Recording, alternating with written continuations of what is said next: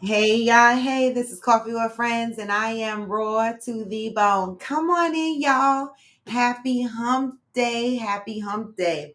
Listen, one more day and I'm off to Buffalo. I am so excited, right? I was sitting here getting excited because I figured that today was my last day working, but I actually didn't take tomorrow off because my flight is late. And so another day or two of work, but then I'm off to Buffalo. But happy hump day, y'all. Hopefully you guys slept good. I slept real good. I slept real good. I overslept actually. I still have, I should say, sleep in my eyes. I do. I've already gotten up, started my laundry. I need to fold clothes. I need to finish packing. You know,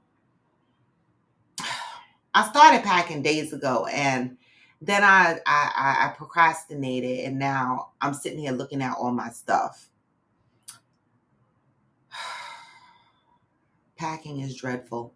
Good morning, Valerie. You came in just on time when I was saying that I started packing my stuff days ago, and I'm still looking at it. It's just sitting there, right? I have not gotten it into my suitcase or anything, and I have a pile of laundry that I've been trying to fold since last weekend. So I need to fold them because I need to get my pajamas out of there. The fuck ghetto. Now I'm washing additional loads of clothes, right? And so I'm kind of glad my flight isn't until late tomorrow because I still have today to get my shit together and some portion of tomorrow. You're doing laundry too? Good. I'm so excited. I'm so excited. I've never taken a flight this damn late, except for one time coming from Vegas. I took the red eye flight. But that's okay because that's 5 hours that of sleep. Let me see. I'll tell you right now.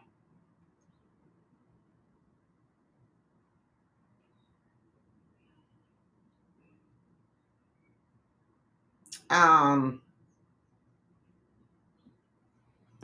I'm coming in United. It says I'm gonna be coming into gate 10. Whatever that means. Gate 10. I'm on United. Gate 10. And I'm so glad I leave from Terminal A. I absolutely love Terminal A at Newark Airport. It is so upscale. Like I get there on purpose early. So being at my flight, this is gonna be fun. So being at my flight actually doesn't leave until 9:36. I'm gonna get to the airport at 7 o'clock p.m. Right? Because I don't give a fuck. I'm at the airport. In this case, I'm going to be at the airport longer than I'm on the flight to Buffalo. But I don't give a damn because I love Terminal A. I get to Terminal A, I'm going to go and I'm going to sit at the bar and I'm going to order me a drink and something to eat and I'm going to chill. This way, by the time I get to Buffalo, I'll just be ready for the extra activities. That's it and that's all. Yes, United. And I come back on United too. United is my listen, Val. I fly United. Um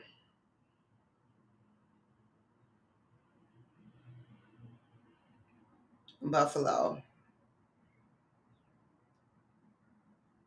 Yeah. So it's United. So I am excited. And so I'm almost packed. You know, whatever I got, I got. Whatever I don't, I don't. I don't care. I'm still going out with what the fuck ever I have on. Again, I'm only packing one sneakers. That's in my Converse because I wear those with everything. Good morning, Cheryl. Good morning, Deb. I wear my Converse with everything. Dress up, dress down. I don't give a damn. Okay. And I'm wearing my combat boots on the flight. Okay. Annoying because I had to take my shoes off, but I am wearing my combat boots with a little chunky heel on the flight. And those are going to be my only two shoe wear. Okay. That's it. And that's all. I can't be driving myself crazy. We're going to have a good time. And then we got to start marching towards planning for our Friendsgiving. Maybe the Sunday, I'm thinking I should bring my laptop. Maybe, maybe not. Because Sunday, Valerie's going to be at work. And I really need to start working on this menu. I know we're getting the smoked meat. I need to send a list to Debbie on the smoked meat. But actually, you guys could... Why am I only coming up with the list? Like, I don't care. Ribs, sausage, chicken. What else am I missing for the grill? Okay. Y'all tell me what kind of smoked meat y'all want on the grill, and that's what we'll put on the list, because it don't matter to me. Okay. Yes, goodbye September. Good times and bad, right?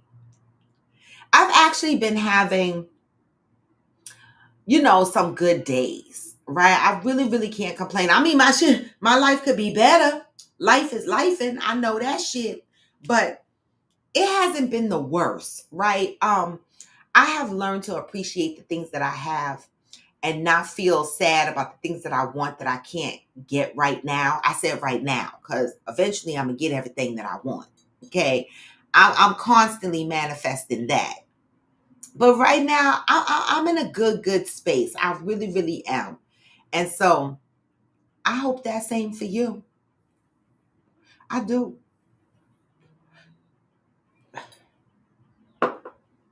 Well, anyway, y'all, today is October 2nd. Wow, we are in the month of October. I feel the chill in the air already. Halloween is coming. That's one of my favorite. 13 days. Oh, shoot. Oh, shoot. In October, baby. Okay, we got to remember that. All right, it was that October 15th. We got to remember that.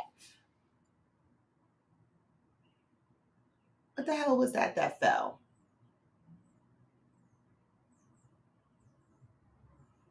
Something fell. I don't know what fell. Let me check, because this like a horror movie. Normally black people don't go check, but I got to go check.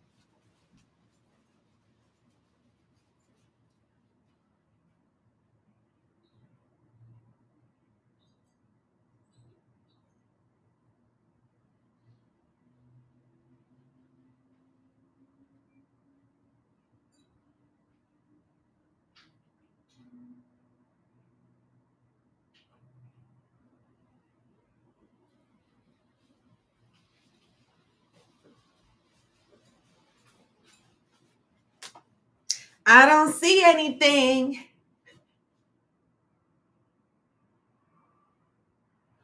Oh, Cheryl, because you living your best life.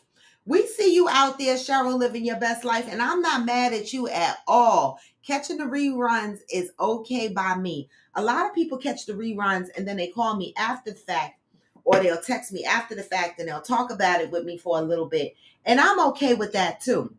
I don't mind people catching the reruns. That's fine by me. I love it. Well, today, y'all, we're going to get into the positive read for October 2nd. And then I'm going to play a video for y'all because, as we are out here in the world building relationships and stuff like that, sometimes we got to understand what our value is, right? It's always a general question as to what does someone bring to the table? That question scratches my ass, right? What the fuck do you bring to the table? My plate of fucking food. That's it. That's what I bring to the table, right? But it's beyond that. And I remember lately I mentioned that, as of these last few years or maybe some more, men have actually instilled standards, right? Now, I'm not saying men never had standards, but maybe their standards were kind of low. I don't the fuck know. But men have standards, I'm noticing lately, where it takes more than a pretty face and a pretty body for a man to settle down. Now, it don't take them no time to fuck you. Okay? They will fuck you. They will definitely do that. But what makes a man choose you, and what makes you choose that person, that man? or if you are into same-sex relationships. What causes you to decide that this is the person for you? And how do you know what it is you deserve? Do you know what you deserve? Okay, so I'm gonna play that video for y'all and y'all can chime in. But I'm gonna get into the positive read because I got a lot of work to do today.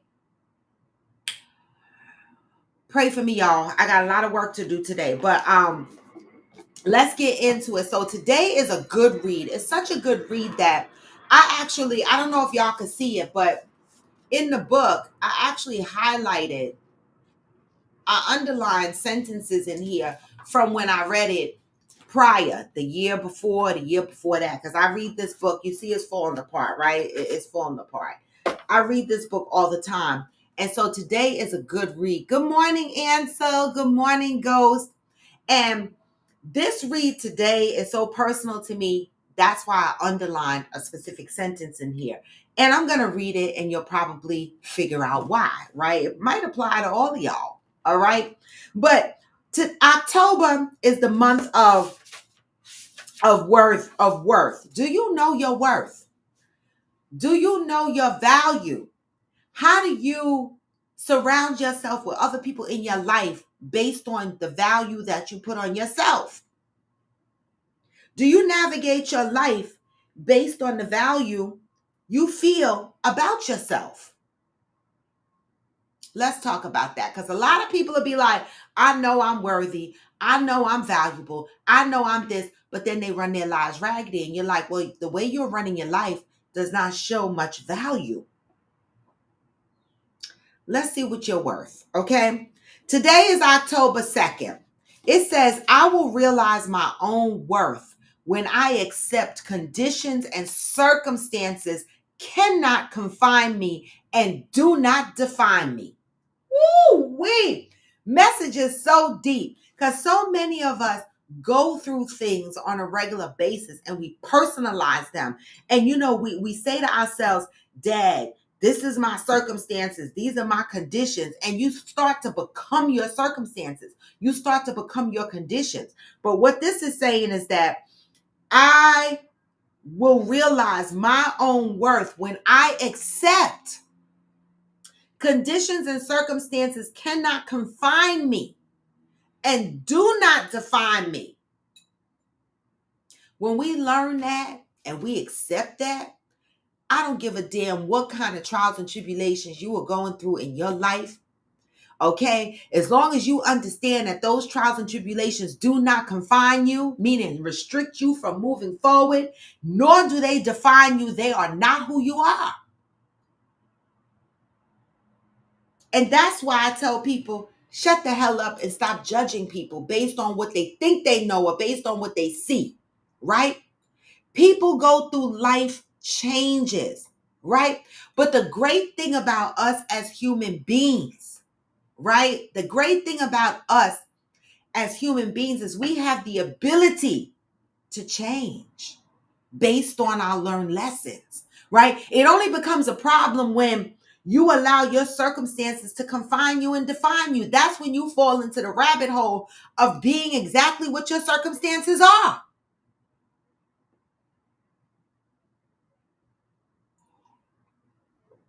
I will not be a victim of my circumstance. Ever, never. They do not define me. Right? I create the life that I want based on the definitions I put on my life, not the circumstances that happen in my life. What happens when your value change? Are you supposed to adjust to yesterday's price? Great question. When your values change, to me, that's a sign of growth, right? I would imagine our values never stay the same, right? What I valued when I was 16, I probably don't value now, right? What I valued when I was in my 20s, I probably don't value now. This is the evolution of growth, right? Our values will change. And yes, we have to adjust, but not necessarily adjust to yesterday, right? We have to adjust for the present moment and for the future. Always going to be adjustments. right? Always going to be adjustments. I have changed as a person based on my situations and circumstances. I didn't let them define me, right? I didn't let them confine me, but I let them teach me a lesson. And in some of those lessons, I noticed that I did need to change. I'm just saying. So let's get into what it says. Do not confuse the conditions in your life with the truth about you. People will put conditions on you and they will try to make it be you. Good morning, Sam. Right? Do not confuse the conditions in your life with the truth about you. This is what I tell people all the time. Stop looking at other people and assuming you know who they are based on the conditions that they're going through. Conditions may be influential, but they are not immutable. Conditions can and do change. Circumstances may have effect, but they are not the deciding factors in your life. Do not allow what is going on around you to determine what comes through you. Let me say that again. Do not allow what is going on around you to determine what comes through you. You don't have to be a product of your atmosphere all the time. Do not allow yourself to believe that what happens to you can in any way alter the truth about you. Baby, this goes back to the trauma that so many people hold deep inside. Things that have happened to them. Molestation, abuse, and all of it. Abandonment, right? All of it. All of the things that might have happened to you in your life does not alter the truth about who you are. So many people look at other people's lives and they judge them based on what the fuck they see, and they say, oh, that person must be this and that person must be that. No, do not allow yourself to believe that what happens to you can in any way alter the truth about you. Now, a lot of shit has happened to me. It doesn't make me that, right? It does not alter the truth about me because things have happened to me in my life. And maybe I have done some things in my life that are not so pleasing. It does not tell the truth about who I am. Those are circumstances and situations in my life.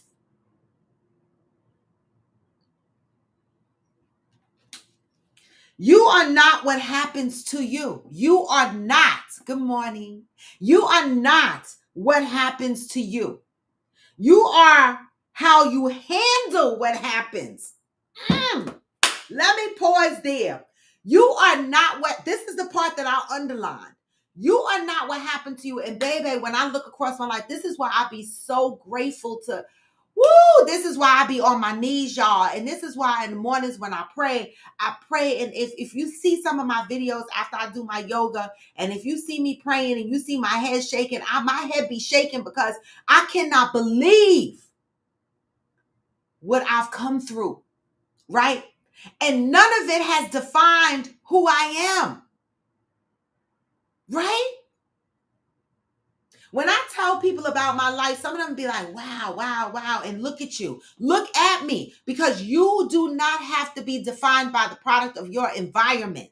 I have seen things. I have been around things. I have grown up around a lot of things. But deep inside, okay, who I was and who I am did not alter me based on my situations. It didn't. If I allowed my situations to alter me, I wouldn't talk to half the people that I talk to. Family, especially family. right? The people closest to you do the worst things to you. If I allowed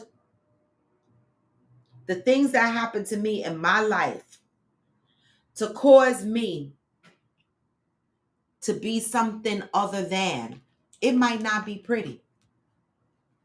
You are not what is going on around you. You are not what's going on around you. Now, true story. I grew up in a time, right, where I was in a house, people were cooking crack, motherfuckers was stealing. We had housefuls of warehouse stuff full of stolen stuff. The police used to be across the street. I come from that life, right? But when people look at me today, they might not think I came from that life. I come from that life, but I was in the middle of that life and never once indulged, right? Me and my brother are raised under the same household.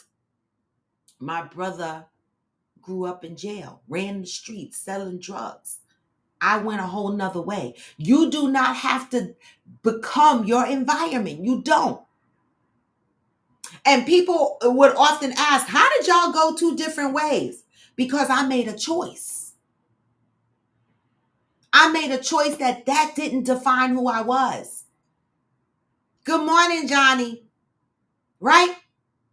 I was talking the other day, you know how today when people smoke weed, they hide it from their kids, right? And I agree with that, right? They go in another room or they go outside. They do all kinds of things. See, when I was growing up,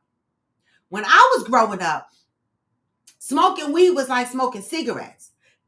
They just smoked weed. And we were in the house, right? It was normal, right? People on the outside might have looked at us and said, oh, that family is ghetto. Them kids gonna grow up and be drug addicts. I am not a drug addict, right? And I have been around a multitude of drugs, uppers, downers, ethyl. You know, when you put the ethyl to your nose and people be sniffing it and falling out and falling asleep. I've been around that. I've been around crack. I've been around freebase. I've been around all of it. My dad was an alcoholic. My uncle was an alcoholic. I've been around all of it. And it is not a part of my life. You are not what happens to you. You are how you handle what happens to you. You are not what is going on around you. You are how you go through all the things going around you. That's who you are. You are not a product of the things that's going on around you. How you are defined is how you go through the things that's going on around you. See, that's the key, right? You can have a bunch of shit going on around you. How are you going to navigate through that shit? That is the thing that defines you.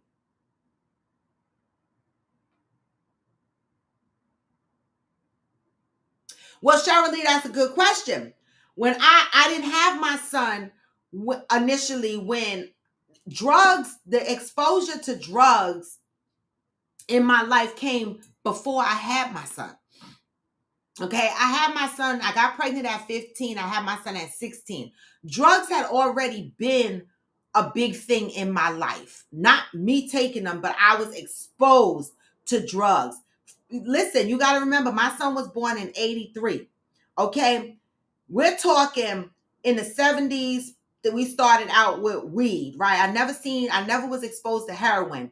Then people, in the early 80s, navigated into freebasing, right? Before the crack came out, they were freebasing, right? You were cooking the shit up in your house. People were blowing themselves the fuck up, whatever, right? Then it went to the crack era, and also all the robbing of the warehouses and shit like that was also before my son was born. I was still going to school. I remember going to school, and Alice, aka the police, that Alice was the nickname for us. So when somebody in the house or in our circle said Alice is around, that meant the police was around. Okay. I was going to school and Alice was watching our house. And so this was before my son came along. But Cheryl Lee, I often ask myself, how did I separate myself from the environment that I was raised in, right? The environment that I saw. I don't know. It's just been in me. Like, I've always been a good student. I've always had hopes and dreams that would take me outside of those living conditions. And so I don't know, my mind never went to crave that lifestyle. I just wanted to go to school. I just wanted to have more. That was before I had my son. When I had my son, yes, my son became a focus and my priority, especially when his dad became a crackhead, right? Then I had a whole nother challenge that I had to deal with. Okay. But I never allowed my circumstances to become who I was gonna be. I decided who I was gonna be. How you navigate through your circumstances defines who you are. You are not bound to or stopped by any condition or circumstance that may confront you. You are the boundless, unlimited, unstoppable power and energy of who you believe you are. And baby, I always believed I'm unstoppable. I say it all the time. How could I be stoppable with everything that I've come through? And I ain't stopped yet. Beyond that, nothing really matters unless you let it in. Unless you let it. Until today, you may have believed that environment, conditions, circumstances, or situations could alter, determine, or change your identity. Just for today, examine what you believe about where you are in your life to see if you believe is the fact coming true. Who are you?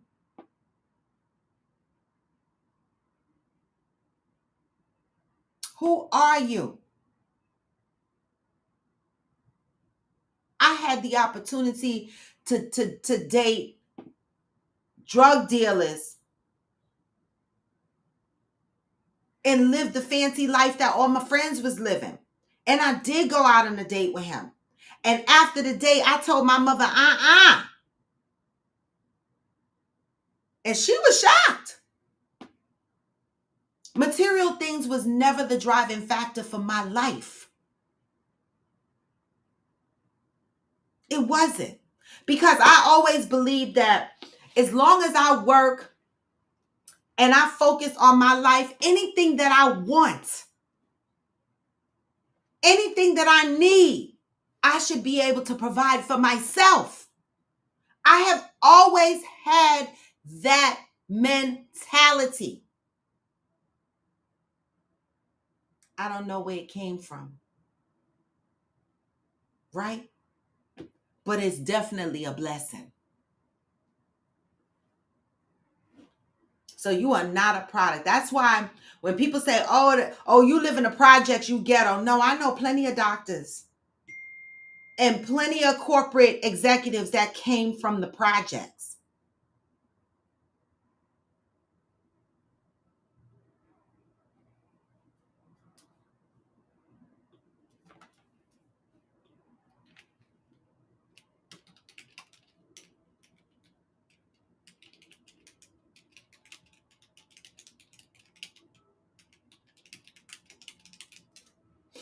You know? So this message got me sweating. So it says,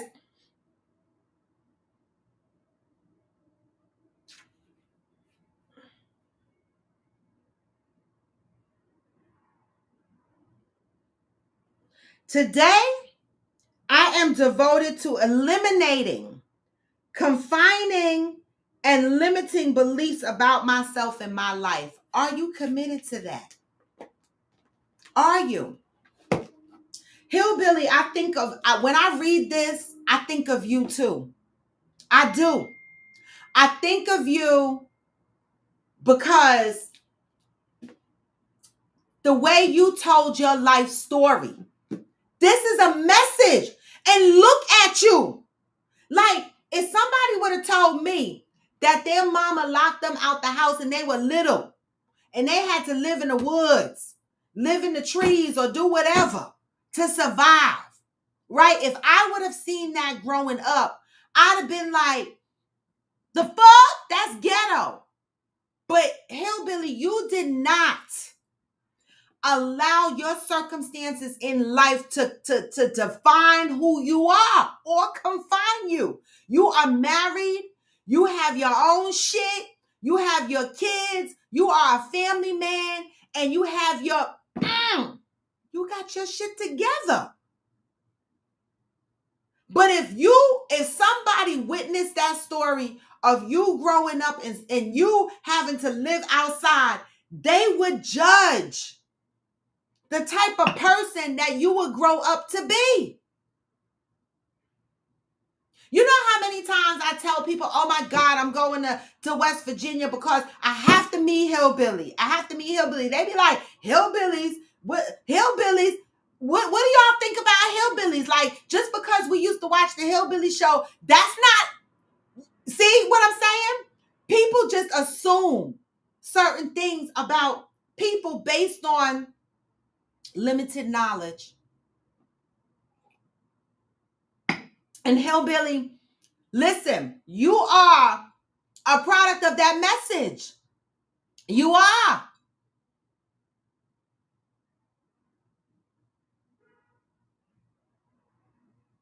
I sat baby girl down at 12 and told her, your old man smokes pot. Don't go to school running your mouth and getting him in trouble. See, growing up, we knew not to talk about no shit like that.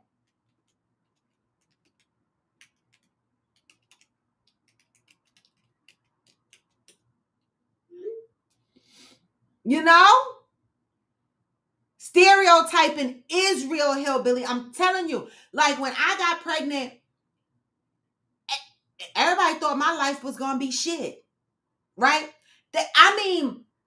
I went through a hard time, y'all. That's why when people be like, I want to turn back the hands of time, I don't ever want to go back there because my life was hard. My life was hard. I thank God every day. I thank God every day. Okay? Every single day.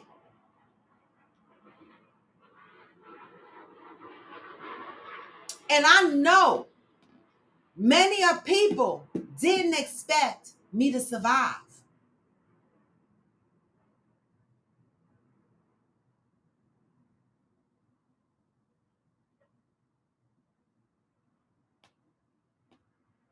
Exactly, Cheryl Lee. I know a doctor that's living in the Isaac housing now. Exactly.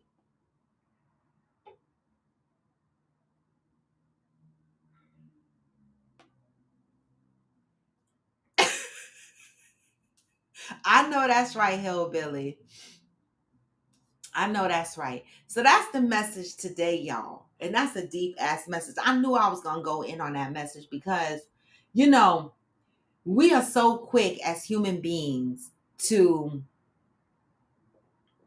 you know, to judge other people based on their circumstances, right?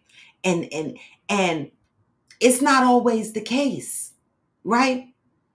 When I was raising my son, there was a population of people that felt like my son wasn't going to be shit, right? And that hurt my feelings to the core. Because I was like, fuck that. I worked hard. I stayed focused. God, please. I didn't get on crack. I didn't do none of this shit. I wasn't hoeing around. I wasn't doing nothing. And I was praying. I was like, why is this happening to me? I got to stay steadfast in prayer. And I did. And those people that thought my son wasn't going to be shit, I told y'all the day I was at Damaris and Donovan house and Damaris' dad came outside and saw my son, that man had tears in his eyes. Because you know what he said? You are the one that was driving your mother crazy. If you would have seen her fight every single person in this house weekend after weekend, when they told her to do this and that. And she was like, I ain't doing shit but standing 2 feet on the ground for my son. I couldn't even believe he remembered that. And he had tears in his eyes. And he said, she was the only one riding with you. He didn't know my son at the time. He knew him, of him, and he seen him like once or twice, but he was like, I heard about you all the time. She was in such distress over you. And no matter what anybody said to her, she stood 2 feet down on the ground. You know why? Because I believe you do not have to be defined based on your circumstances, nor confined. So yes, you went to jail. Yes, you did some fuck shit, but that don't have to be who you are. It don't.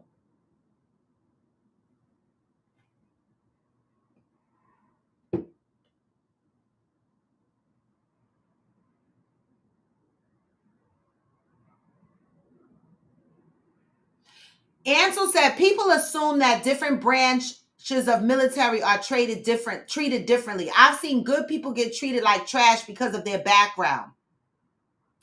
It always hurts when they go after your babies. Keep that ish to yourself. Well, baby, yes, it did hurt when they came after my babies, and I fought the fuck back because you're not going to do it. Ain't going to do it.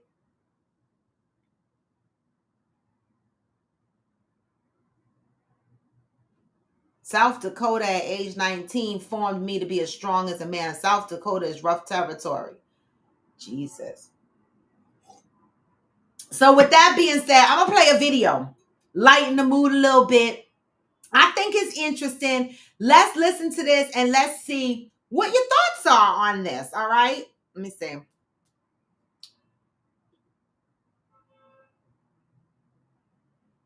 Where did it go? Where did it go? Oh, wait. Wait 1 second, y'all. Oh. Okay. Now let me go.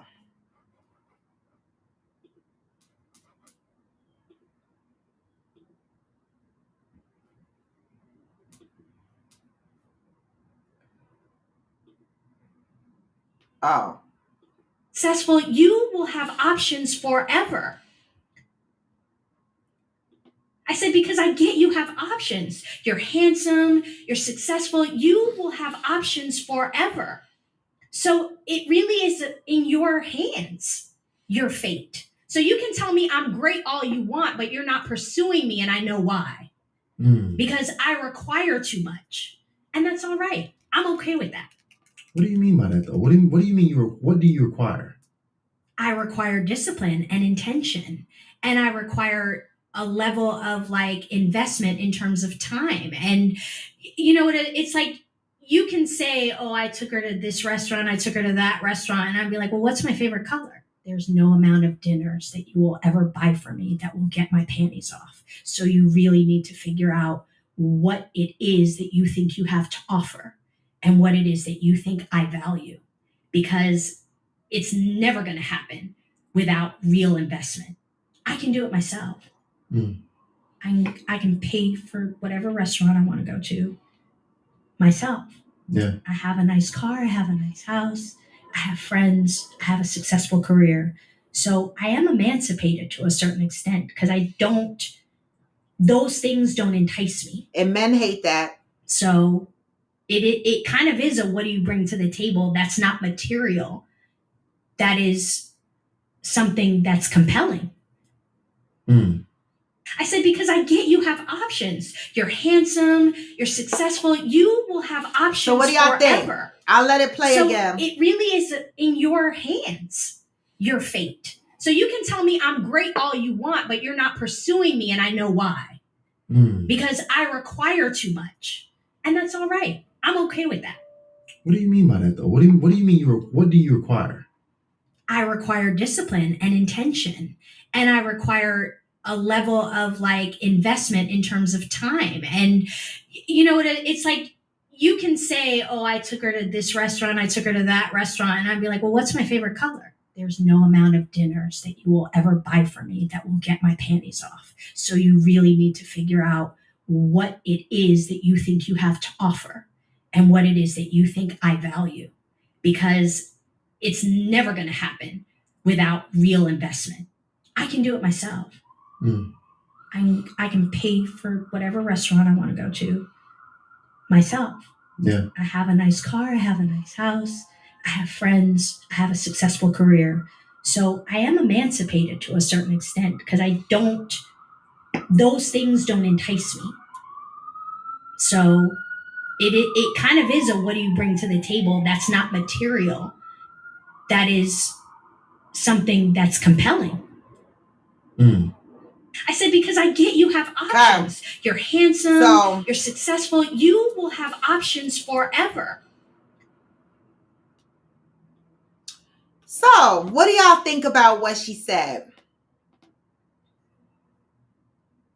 What do you think about what she said? Because, you know, and again, this, you know, for me, I don't know if it's an age thing or what, but materialistic things,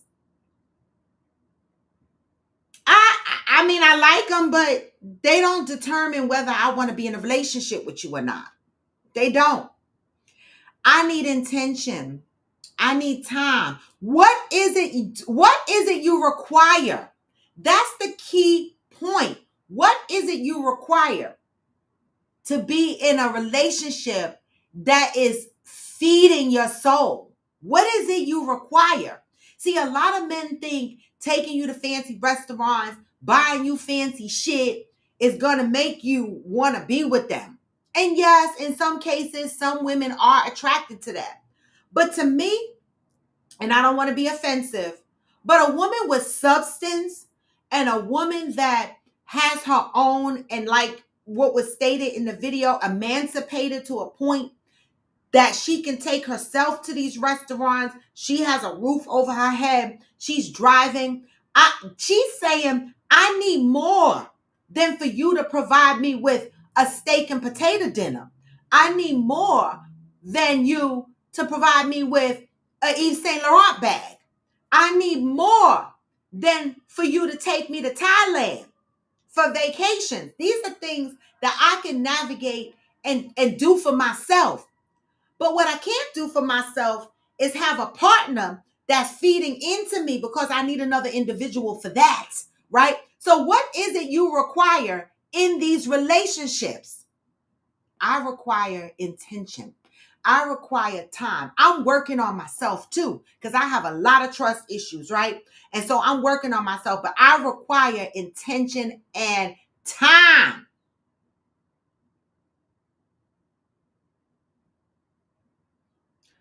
What do y'all think about what she said? Fellas on here, Ansel, Hillbilly, do y'all have an issue, Johnny Leon Hill, an issue with any ghost, anything she has said in her statement? She says she don't need material things. She could do it all herself. How y'all feel about that? Hillbilly said now he has to give chase. His interest went up. He must find the right bait to catch this specific fish. That's right. Because some fish are not easy to catch. They just don't bite on every little bait. Exactly, Hillbilly. And I'd rather kayak. See, this is the thing. Like a lot of men, Hillbilly will look at me and think that I'm high maintenance. They'll assume that I need all of this fancy stuff. But baby, I'm a float down the river kayak type of bee, hike me through the woods, amusement park. I'm that type of person. Right? I don't even crave fancy restaurants. You know why? Because I never eat all the shit on the plate. I get bored very easily at fancy restaurants because you're just sitting there. I like to do stuff. Take my ass to Dave and Buster's. Like, I like little shit. Deb said, I think I appreciate and require you to show up for me. When I was moving some stuff yesterday, I would have appreciated a helping hand. It's hard work and being intentional. That means the most for me.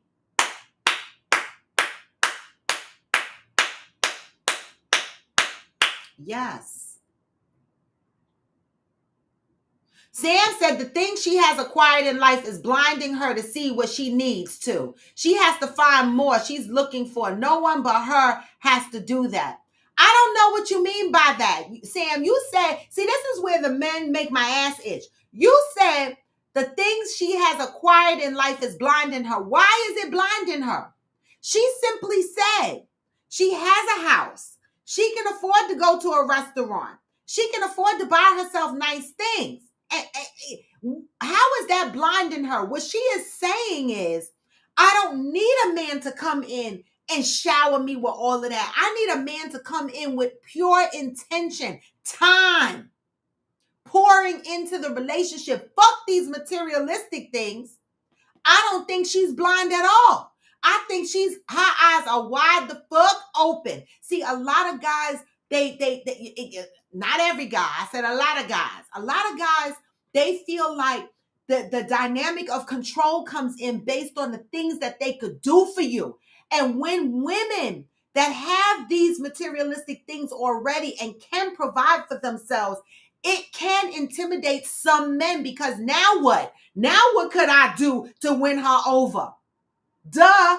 Be intentional. Provide her time. Show the fuck up for her. Do some of that other shit.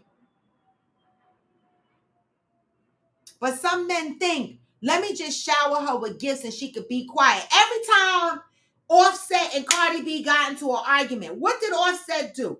He would buy her 5+ new Birkin bags, and she would post up with all these Birkin bags, or they would post up and have flowers all over the house because he done sent a florist over to the house to decorate the whole house. Meanwhile, he's outside fuxing because he's not giving the time and he's not giving the attention. But he think Birkin bags and flowers is gonna do it. And you see where that got him. She done fucks while she was pregnant with his kid. Flowers and Birkin bags are nice, but that ain't it, young men.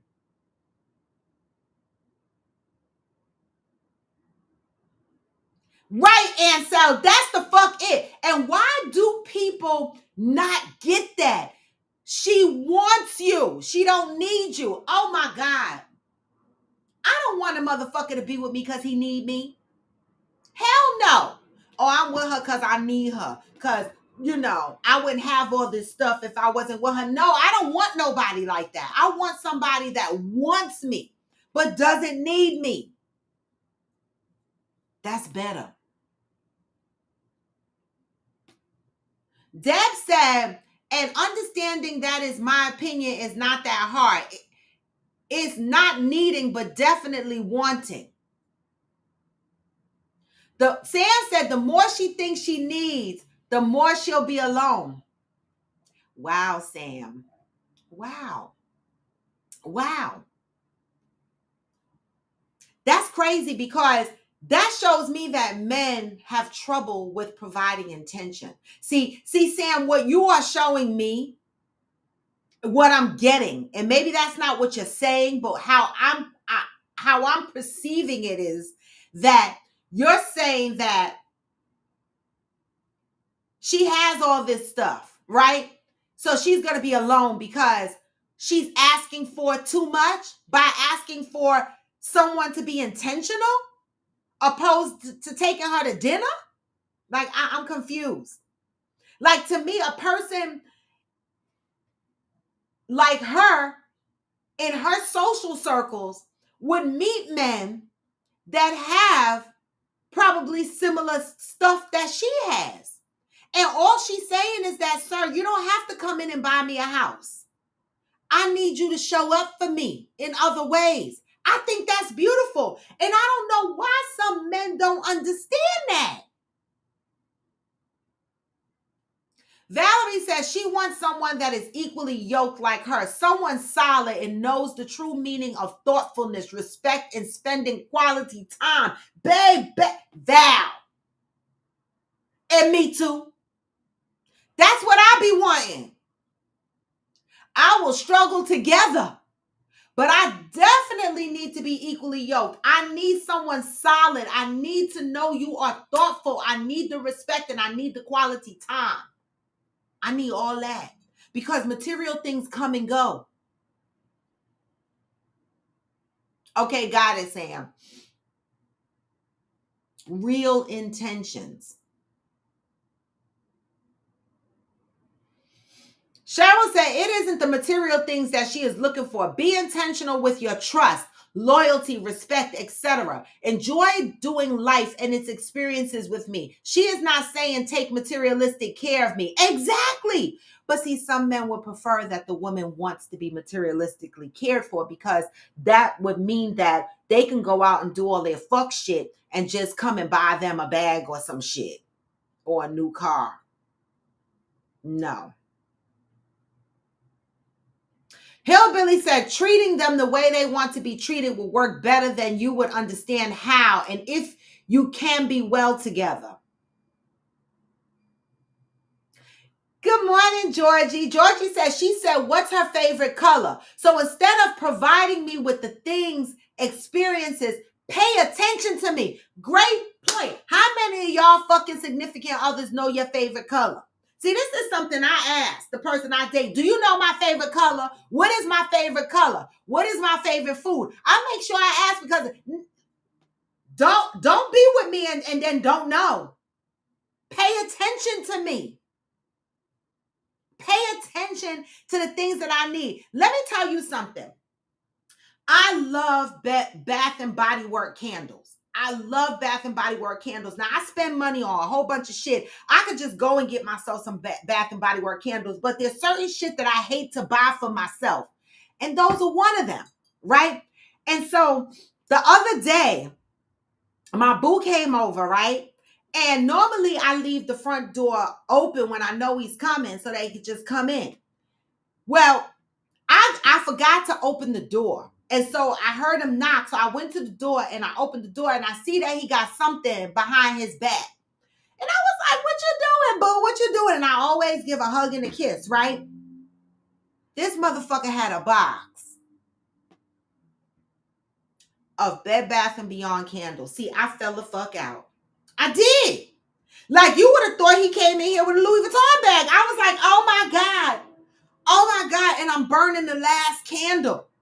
And he knew I was burning the last candle because the day or 2 or 3 before that, he brought me a candle from his house because I said, oh, I know you got 2 or 3 candles sitting around your house that you're not using because he liked them too.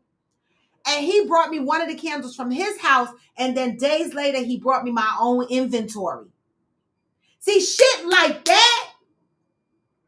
And he know I could buy them for myself. But the fact that he went and got them. And he brought them over here. Little shit like that makes me tingle. Him knowing I can afford to buy them for myself. But paying attention. Knowing the things that I like. Okay? Listening to me. Listening.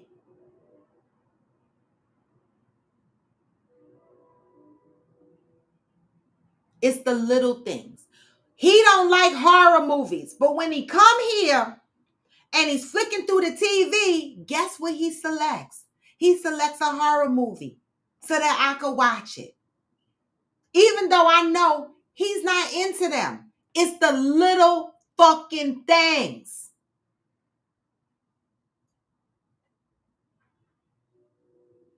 The little things.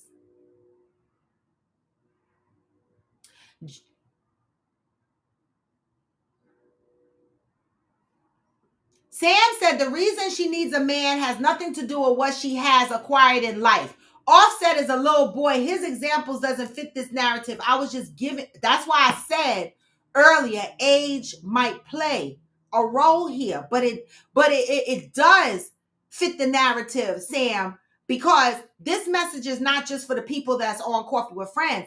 This message is for anybody that listens to this after the fact, hears it floating around somewhere, and this is for all ages.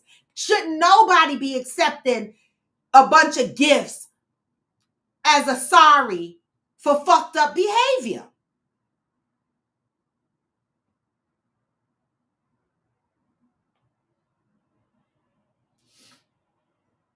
Georgie says she wants to be seen. She wants her emotional needs provided for. She maybe wants help around the house with all the motherfucking kids and shit. Thank you. Thank you, Valerie. It's orange. See, you could be my girlfriend.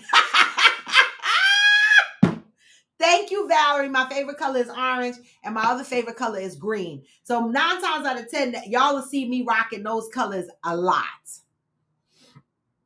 Sam said, when a man provides, unfortunately, there's a thin line between the purpose and what's seen. A man doesn't have to care what's her favorite color. See, yes, he do. See, Sam, don't speak for me. Yes, he do. He needs to know what my favorite color is, because I will hope in the special things that he does for me, he takes those things in account. Those little things matter to me. Those little things fucking matter to me. He best to know my favorite color. He best to know my favorite food. He best to know it.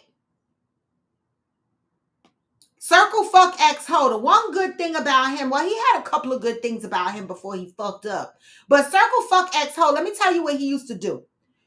Whenever I got flowers, he would never have to put his name on the flowers. You know why? Because he was one of the only men that knew what my favorite flower was. One of the only men that knew what my favorite flower was, the lily stargazer. And whenever he sent me flowers, he would always send me the lily stargazers, mostly the white ones. Every now and again, I got the pink and white ones, but he would mainly send me the white ones. And when I got these bushels of flowers, I didn't have to guess who they came from. And it wasn't on any specific special occasion. He knew that those were my favorite flowers, so that's what he got.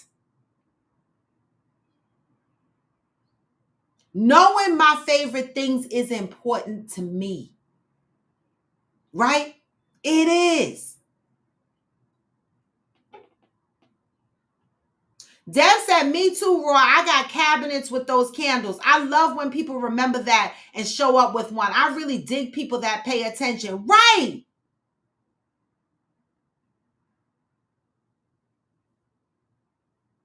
Georgie says, Sam, that's a coochie drying statement. Thank you. I'm like, am I only one fighting with Sam on here today?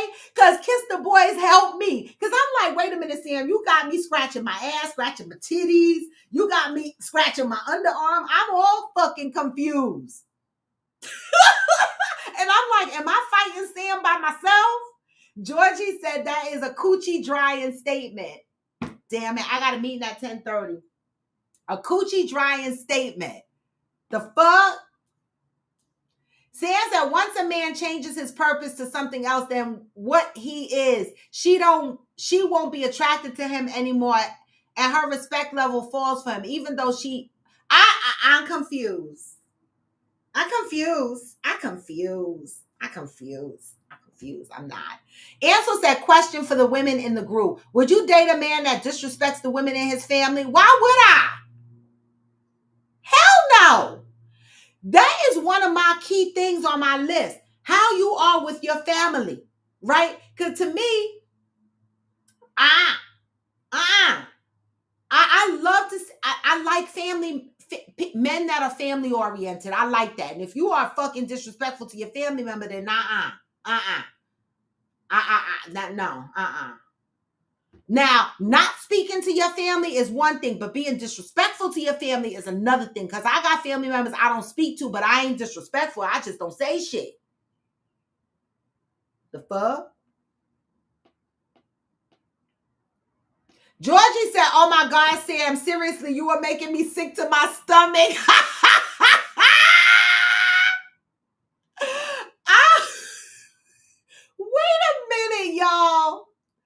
Nothing should be acceptable, but the person changed in their behavior. The fuck in my raw voice. That's right. Hillbilly said, I provided much emotional support when my white father died. We appreciate you, Hillbilly. We appreciate you. Okay. Deb said, I have drowned Sam out this morning. You too, Deb? Okay, so Sam. You the populace has spoken. Debbie said, to answer Ansel, not knowingly I won't, because you capable of disrespecting me. Exactly. Valerie said, nope, because how you treat people is everything. Hillbilly said, all men aren't the same, and they are not. And they are not. That's why when I make my statements, I always say all never applies to all. Okay? The fuck? My record is clean. I like to keep it that way. I know that's right. Well, y'all, this was a good topic. We started out with, you are not defined or confined by your circumstances. All right. Remember that. We have people on this show that has been through some things and has stories to tell and have told their stories. And we can clearly see that they are not defined or confined by their circumstances and experiences in life. You do not have to be where you came from. You don't. Right? And so then we got into, what do you require from another person in a relationship, right? What do you really require? Like, that's a question you really need to ask yourself, because I've had to ask myself that. And my requirements from when I was in my 20s and my 30s have definitely changed, right? Because in my 20s and my 30s, I was like, I just need a cute man that makes some fucking money. Now, I'm like, no, I need a motherfucker that sees me. I need someone that pays attention to my needs, my desires, my hobbies. You know, someone that's intentional about me. Someone that is going to show up for me when I need them to. And even when I don't, they see me. And so when they show up, it don't have to be because I asked, because they see me and they know that that I need them. A person that's protective of my heart, okay, in my presence and outside of my presence, okay, always representing our relationship no matter where we are. Be intentional. Know me, see me.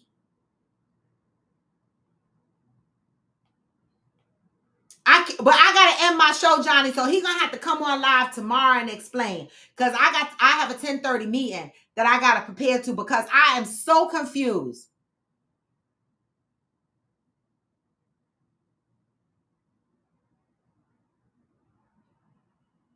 Debbie. Debbie.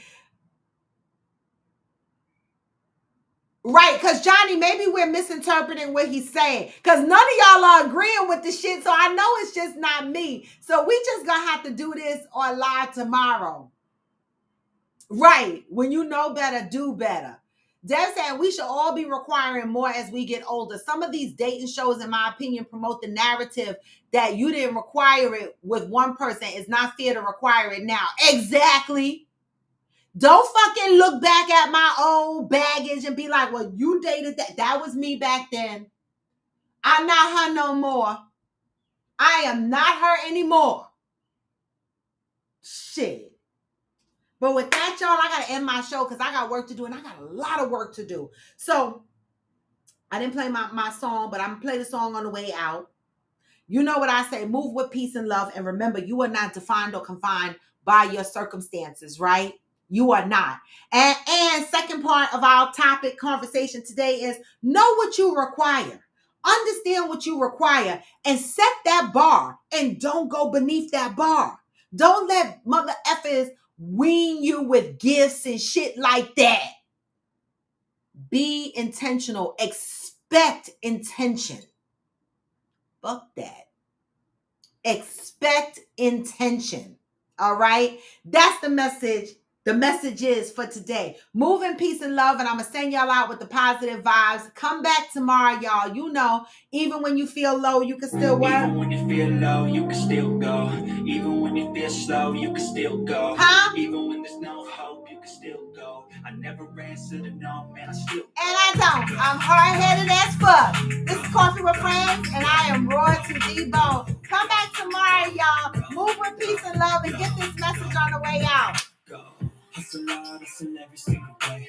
I'll be making moves till I'm buried in my grave.